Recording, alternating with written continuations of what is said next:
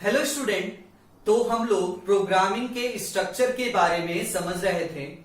Last video में हम लोग मेन फंक्शन तक समझ चुके थे। तो चलिए जहां तक हम लोग समझे थे उसे एक बार और रिकैप कर लेते हैं, यानी एक बार और संक्षेप में समझ लेते हैं। यानी कि सबसे पहला था हमारा हैश इंक्लूड। तो हैश क्या था? यहां पे पाउंड साइन था। क्या था? Pound sign. और हैश इंक्लूड एक तरह का प्री प्रोसेसर होता है, और प्री प्रोसेसर हमेशा किसी न किसी हेडर फाइल के आगे लिखा हुआ रहता है। तो यहां पे हेडर फाइल कौन से हैं? तो हेडर फाइल यहां पे iostream.h और conio.h। तो हेडर फाइल को पहचाना कैसे गया यहां पे? तो हेडर फाइल का एक्सटेंशन नेम क्या होता है? .h। देखिएगा यहां पे भी आपका लास्ट में .h लिखा हुआ है, ये भी आपका क्या लास्ट में .h लिखा हुआ है। तो .h क्या होता है? एक तरह का एक्सटेंशन नेम किसका? तो हेडर फाइल का। तो चलिए आप समझते हैं हेडर फाइल क्या होता है। हेडर फाइल एक तरह का स्टैंडर्ड लाइब्रेरी फाइल होता है जिसमें कि आपका फंक्शन स्टोर होता है। तो किस तरह का फंक्शन? तो स्टैंडर्ड फंक्शन। तो बोला जाए तो फंक्शन हम लोग प्रोग्रामिंग में यूज करते हैं, जैसे कि CLR, SCR, get, ch, cout। तो हम लोग ये जो फंक्शन या ऑब्जेक्ट को जो यूज कर रहे हैं, जैसे कि ये हमारा फंक्शन है cout, क्या था? ऑब्जेक्ट था। तो इस फंक्शन या ऑब्जेक्ट को अगर हम यूज करेंगे तो ऊपर में हमको मेंशन करना पड़ेगा ये किस हेडर फाइल के अंतर्गत आता है। तो बोला ये जा रहा है फंक्शन को यूज करने के लिए हम लोग हेडर फाइल लिखते हैं, और हेडर फाइल का प्रयोग करने के लिए हम लोग क्या यूज करते हैं? Hash include. अब आगे क्या था हमारा? void। void एक तरह का क्या था? कीवर्ड था। void क्या है? कीवर्ड है। अब आगे समझिए, void के आगे लगा हुआ है मेन। मेन क्या था? एक तरह का फंक्शन था जो कि किसी भी प्रोग्राम को एग्जीक्यूट यानी कि रन करवाता है। यानी कि मेरा मेन फंक्शन यहां से स्टार्ट हुआ, यहां पे खत्म हुआ है, तो इस प्रोग्राम को रन कौन करवा रहा है हमारा? तो मेन फंक्शन रन करवा रहा है। याद रखिएगा, मेन फंक्शन ही किसी भी प्रोग्राम को रन करवाता है, और जो भी हम प्रोग्राम लिखेंगे उसमें हमारा मेन फंक्शन होना जरूरी है। ठीक है। मेन फंक्शन हमेशा कुछ ना कुछ रिटर्न करवाता है। तो यहां पे जो हम void लिखे हैं वो एक तरह का क्या है? रिटर्न टाइप है।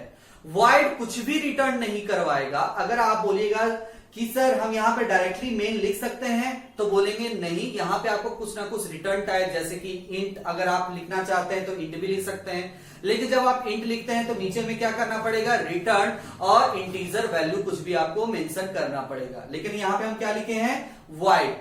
तो void बोला जाए तो रिटर्न टाइप होता है जो कि कुछ भी रिटर्न नहीं करेगा, जो कि void एक तरह का क्या है? कीवर्ड है। और मेन एक तरह का फंक्शन है, और मेन फंक्शन किसी भी प्रोग्राम को रन करवाता है। तो यहां तक हम लोग लास्ट वीडियो में समझ चुके थे। अब आगे कंटिन्यू करते हैं। मेन फंक्शन के आगे हमारा क्या है? ब्रेसेस है।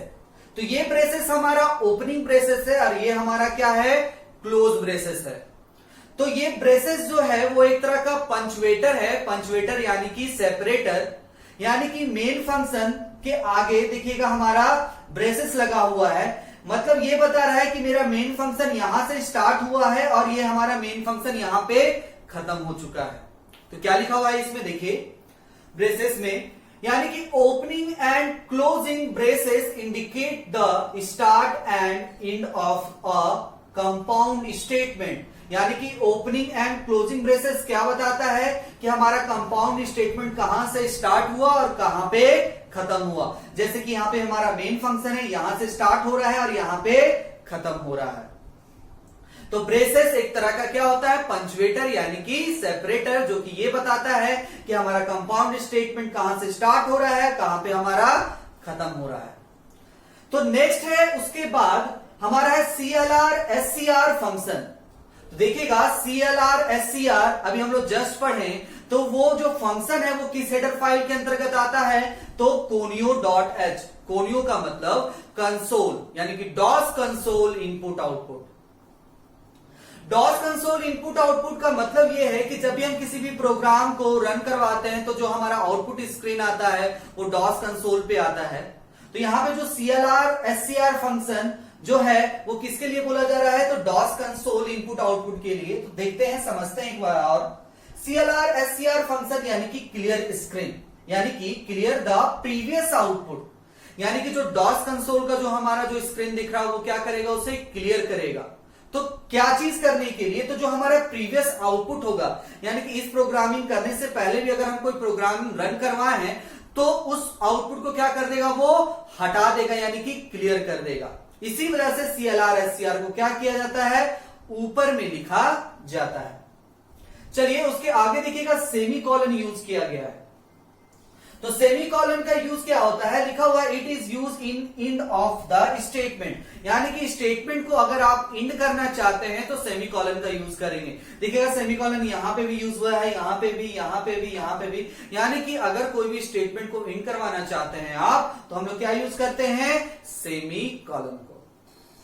तो CLR SCR फंक्शन और सेमीकोलन के बाद नेक्स्ट जो है हमारा वो है Cout ऑब्जेक्ट। तो Cout ऑब्जेक्ट किस हेडर फाइल के अंतर्गत आता है, तो iostream.h हेडर फाइल के अंतर्गत आता है।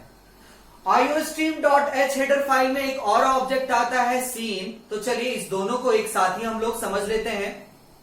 तो इनपुट आउटपुट में सबसे पहले हमारा Cin का यूज किसी भी वैल्यू को इनपुट करवाने यानी कि एक्सेप्ट करवाने में यूज किया जाता है। यानी कि कहां से, तो कीबोर्ड से हम किसी भी वैल्यू को एक्सेप्ट करवाएंगे यूजर के द्वारा। तो Cin के साथ कौन सा हम ऑपरेटर लगा रहे हैं, तो एक्सट्रैक्शन ऑपरेटर लगा रहे हैं। देखिए किस तरह से Cin और एक्सट्रैक्शन ऑपरेटर। एग्जाम्पल में आपको और भी अच्छी तरह से समझ में आ जाएगा। जैसे सिर्फ हम मेंशन कर दिए एक वेरिएबल a, लेकिन a वेरिएबल के अंदर कोई भी हम वैल्यू अभी स्टोर नहीं करवाए हैं, तो वो हम वैल्यू कहां से स्टोर करवाएंगे, तो कीबोर्ड से, जो कि यूजर अपने हिसाब से इनपुट करेगा।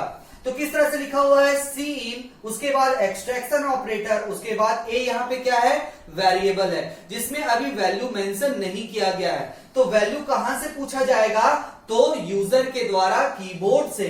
इसी वजह से यानी कि किसी भी वैल्यू को अगर आपको एक्सेप्ट करवाना है तो किसका यूज करते हैं, Cin का यूज करते हैं। उसके साथ कौन सा ऑपरेटर, तो एक्सट्रैक्शन ऑपरेटर। तो Cin किस वजह से यूज किया जाता है, तो वैल्यू को एक्सेप्ट करवाने के लिए। नेक्स्ट है हमारा Cout। तो Cout भी एक तरह का क्या था, ऑब्जेक्ट था। तो Cout यूज किस वजह से किया जा रहा है, तो डिस्प्ले करवाने के लिए, यानी कि आउटपुट के लिए। दिख रहा होगा यहाँ पे। और Cout के साथ कौन सा ऑपरेटर, तो इंसर्शन ऑपरेटर का यूज किया जा रहा है। एग्जाम्पल के रूप में और भी आपको अच्छी तरह समझ में आ जाएगा कि Cout में हम किसी भी मैसेज को डिस्प्ले करवाते हैं, साथ ही साथ किसी वैल्यू को डिस्प्ले करवाना है, यानी कि किसी भी रिजल्ट को अगर आपको डिस्प्ले करवाना है, तो हम लोग किसका यूज करते हैं, Cout का। चलिए देखते हैं। सबसे पहले जो हमारा एग्जाम्पल है वो उसमें क्या बता रहा है कि आपको कोई मैसेज डिस्प्ले करवाना है। तो कौन सा मैसेज है, तो हेलो वर्ल्ड। तो जो भी हमें मैसेज डिस्प्ले करवाना है तो Cout के साथ इंसर्शन ऑपरेटर के साथ आप डबल कोट्स का यूज करते हैं। देखिएगा यहाँ पे भी आप डबल कोट का यूज कर रहे हैं। जैसे कि हम लोग प्रोग्रामिंग बनाए थे उसमें भी हेलो वर्ल्ड के साथ हम लोग क्या कर रहे हैं, डबल कोट का यूज कर रहे थे। उसके नीचे भी एक हमारा और मैसेज था, वेलकम टू C++ प्रोग्रामिंग। तो इसमें भी हम लोग डबल कोट्स का यूज कर रहे थे।